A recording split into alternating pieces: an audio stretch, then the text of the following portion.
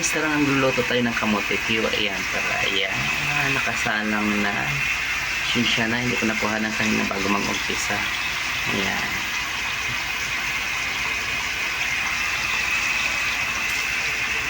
Naman maglalagay na tayo ng asukal. Ayan.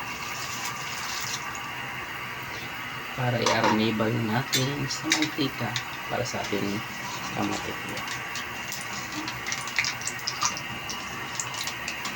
Ito na yung natin.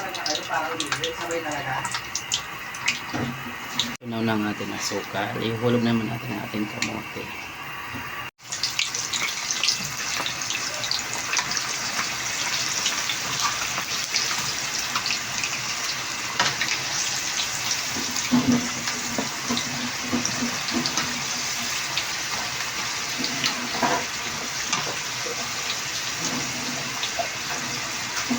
Yes guys, luto ng ating kamote Q. And guys, luto ng ating kamote Q. Ayan.